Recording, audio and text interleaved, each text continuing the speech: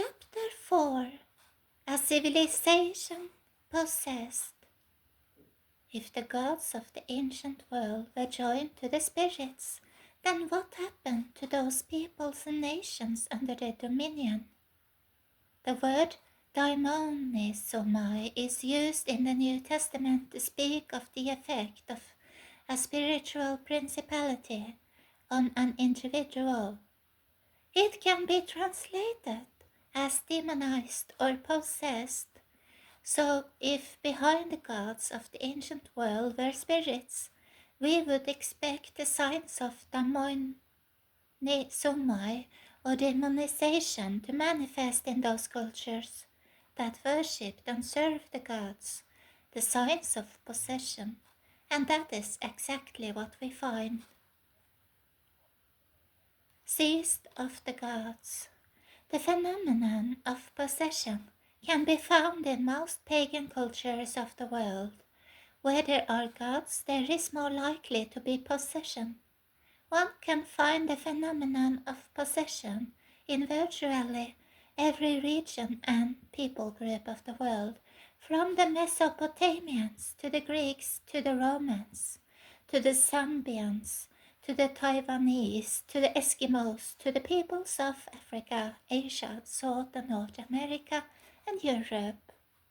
It is another example of a strange phenomenon manifesting in virtually every land and people group on earth. Beyond that, the signs and manifestations of possession, as recorded in virtually every culture and land, are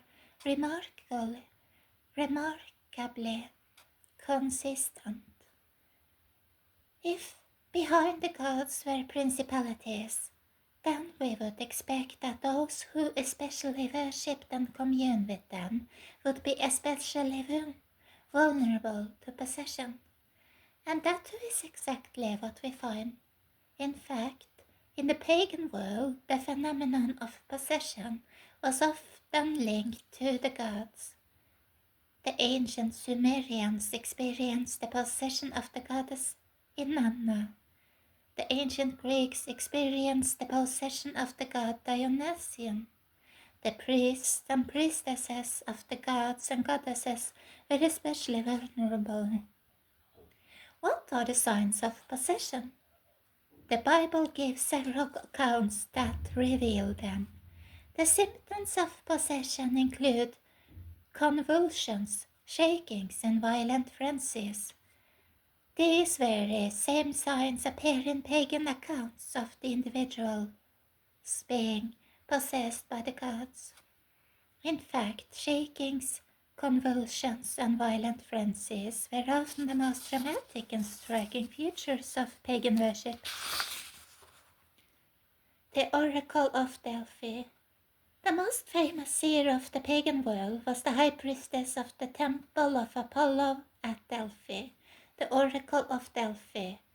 She was known as the Pythia after the Pythic giant Python that was said to have guarded the sacred site at Delphi.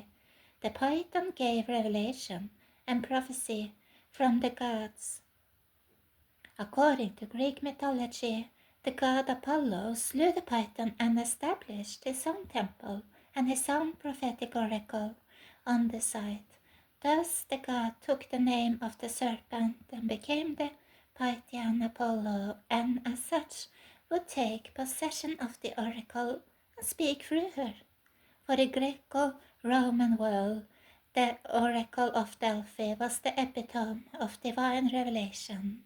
Kings and emperors came to Delphi to inquire of her and to receive revelation from the gods. Signs of the serpent. In the pagan world, the serpent was often seen as a source of divine wisdom, but in the Bible, the serpent is a symbol of darkness, of the satanic or demonic realm. Before uttering her prophecies, the Pythia would fall into a frenzied delirium, violently shaking, moaning, shrieking, foaming at the mouth, and speaking unintelligible words. All these are classic signs of spirit possession, and indeed, even the oracle claimed to be possessed by a spirit, the spirit of the god. And so the highest realm of revelation in the ancient pagan world was occupied by a woman possessed by a spirit. Again we see the mystery of the Shedim and the Daimonia. The gods and the spirits moved as one. Mass phenomenon. This opens up an even larger truth. In the oracles, the high priests and the priestesses were possessed of the spirits, and they were each the highest vessels of the nation's spirituality. Then what about the nation? The dominion of the gods and spirits was never confined to the temples and shrines. It permeated entire cultures and civilizations. The deity was not worshipped only in their temples and shrines, but in their homes, workplaces, marketplaces, fields, mountains, and valleys.